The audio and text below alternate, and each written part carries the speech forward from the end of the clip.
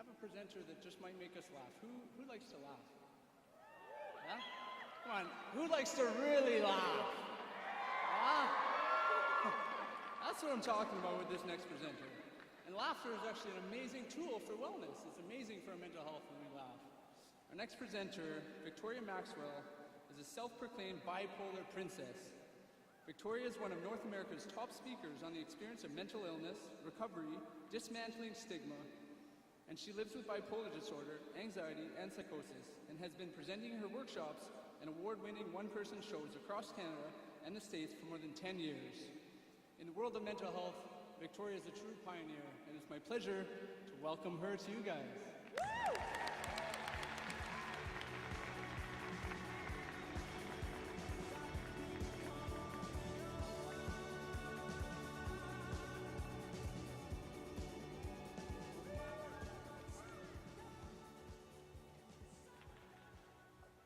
I'm running like an exploding jack-in-the-box. I'm running up West 10th, past Safeway, past Starbucks. I'm running naked! I'm naked! I'm not taking my meds, obviously, but I still am seeing a shrink. I've moved off the couch of binging on Cheetos and Pop-Tarts, kind of suicidal depression, and I'm now once again in a state of euphoric psychosis, riffing on this manic thing. I've discovered not taking medication can be a surefire way to catapult into the up and down chaos of bipolar disorder. I am definitely on an upswing. I run past a fire hall and I'm bouncing my way down the street. Well, parts of me are. Colors blur by, green leaves, bright sun, hard concrete, cars slow down, then speed up. Within minutes, the police show up. Then the ambulance, cornered. The gig is definitely up. Yep, no escaping this one. 2 paramedics look at me with actually very compassionate eyes. Have you taken ecstasy today? No. Have you had any alcohol today? No. Have you taken any drugs today? No. Unless you call love a drug. That naked escapade, which is true, by the way, happened a few months after I was diagnosed by doctors with rapid cycling, mixed state, bipolar disorder, with psychotic features, temporal lobe epilepsy, generalized anxiety, and an eating disorder. Yeah, easy for them to say. That scene is also an excerpt from one of my one-woman plays, and it's also an example of how I use creativity and humor as wellness tools. Writing, performing, using humor, being creative about things I was initially ashamed about, paradoxically helps me feel good about myself. It helps me make sense of my illnesses, and it empowers me. Bipolar disorder, that's what I was diagnosed with. Used to be called manic depression. Scary. Unlike those other cuddlier, friendlier terms for crazy. You know, batty, buggy, kooky, loony, nutty, screwy, wacky. Or the O's, cuckoo, gonzo, schizo, psycho, wacko, weirdo. Or the food metaphors, bananas, crackers, nuts, and fruitcake. And who likes fruitcake? Oh, and the nut subgroups. Nut bar, nutcase, nut job, nutter, nutty as a fruitcake. There we go again. Oh, and the destination kind of terms? Yeah, you know, like insanity can be Googled with MapQuest. She's gone bonkers, crazy, around the bend, over the edge. She's not quite there, not all there, not there at all. And then those miscellaneous kind of terms. Yeah, you know, like basket case, crackpot, demented, dingling, disturbed, kook, maniac, mental case, non-compos mentis, and the most insulting one of all, Miley Cyrus, kinda crazy. I was 20 25 when I was properly diagnosed. But a lot of this, some of this started happening when I was around your age, around 17. And I did not want to accept that I had a mental illness. I didn't want help. I didn't want medication. I thought if I just ignored it, it would all go away. It didn't. I kept going into these wild manias and these dark depressions. And it was all interwoven with this really uncomfortable anxiety. But in between, there were times when I felt totally okay. I was in and out of the psych ward 4 times over 3 years. And after being in the psych ward that many times, I finally accepted the diagnosis. Most importantly, I accepted the help that people were offering me. And when I did, I started to get better. I do a lot of things on a regular basis to stay well. I take medication, I exercise, I go running about 3 times a week. I go to counseling, I see a psychiatrist, I went to support groups, I spend time with family and friends. Really important, I get the right amount of sleep, and I use my creativity, and in particular, my humor. And all these things, in combination, help me get more and more well. Because mental health is not just a lack of symptoms. It is the presence of wellness. Research even shows that doing creative activities can reduce blood pressure, strengthen our immune system, which you may not care about right now, but eventually you might, and improve our mood. So bottom line is, everyone can have improved health by being creative. And everyone is creative, okay? I know we usually think of creativity as something to do with the arts, art with a capital A. But creativity comes from the word create, to cause to come into being.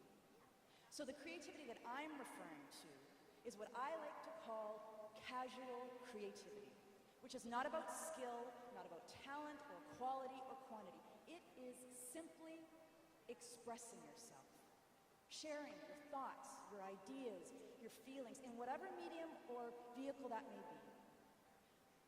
I wrote a lot of bad poetry when I was getting well, and I mean really bad. But just because that poetry wasn't very good didn't mean that it wasn't helping me. In fact, totally the opposite. I was creating something from my own experience. I was sharing my thoughts, my feelings, and that really bad, really embarrassing poetry helped me on my mental health recovery as much as the writing I do now as a professional. So, by a show of hands, how many of you think you're not that creative? Yeah, okay, so we've got a fairly number of creative people, but some that don't. I will now prove to you, all of you, including you, yes, you adults who think you don't have to participate in this, that everyone is creative. Okay, in your bags there was a notebook and a pen. If you can just grab that notebook and pen out and turn to a fresh page.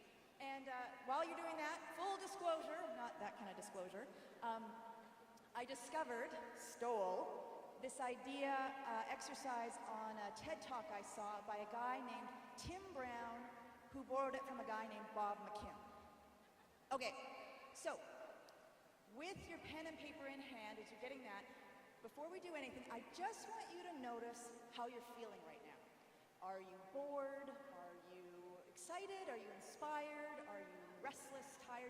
Whatever it is, just notice how you're feeling. And then, with your pen and paper in hand, you will turn to your neighbor, don't do it quite yet, you will turn to your neighbor, and on the count of 3, you will have 30 seconds to draw that person. Okay, and if you happen to find yourself on your own, just turn around and draw the person behind you. Okay, and we'll be doing this all at the same time. All right, so on the count of 1, 2, 3, draw.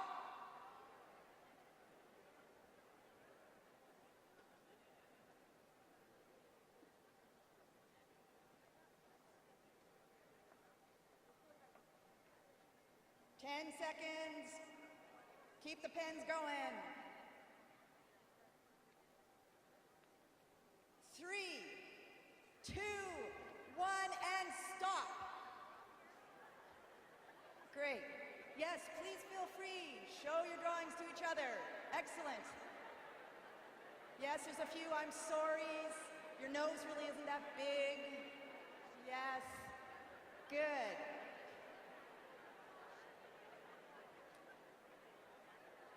Okay, so now I just want you to notice how you feel now. Do you feel differently? Do you feel more relaxed? Did you have fun? So even though your drawings probably, I'm just guessing, aren't the best pieces of art in the world, just by being casually creative, you shifted something in a positive way.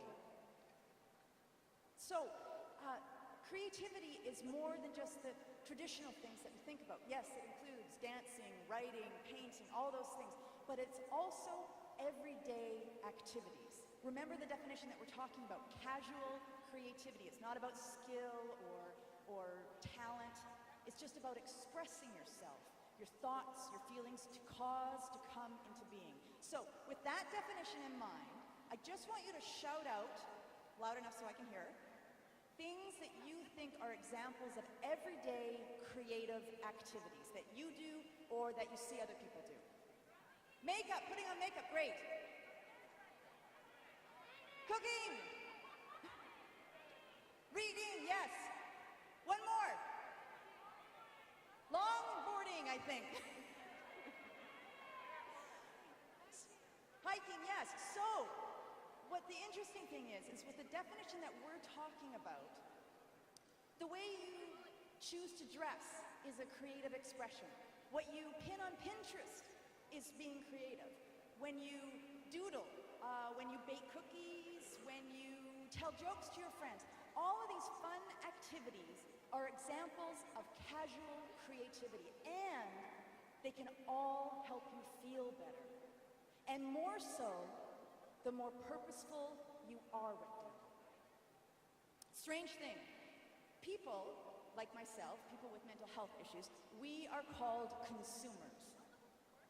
Consumers of the mental health system.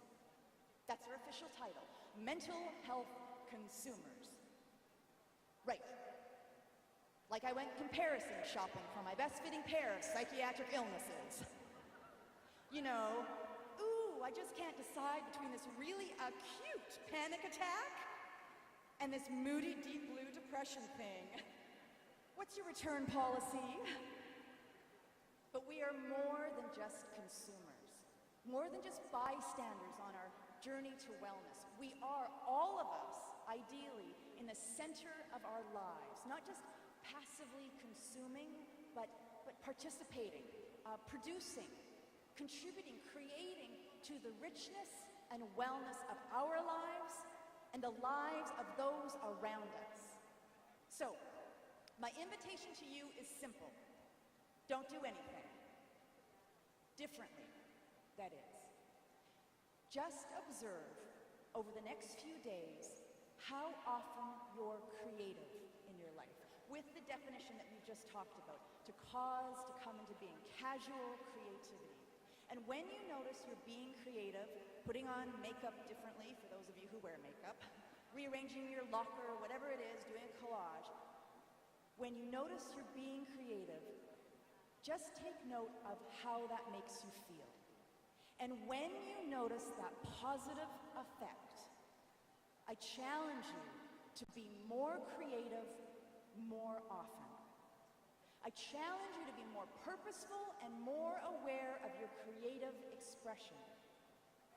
Because creativity can't cure mental illness, but it can help you feel better. Thank you very much. Go out, create! Woo!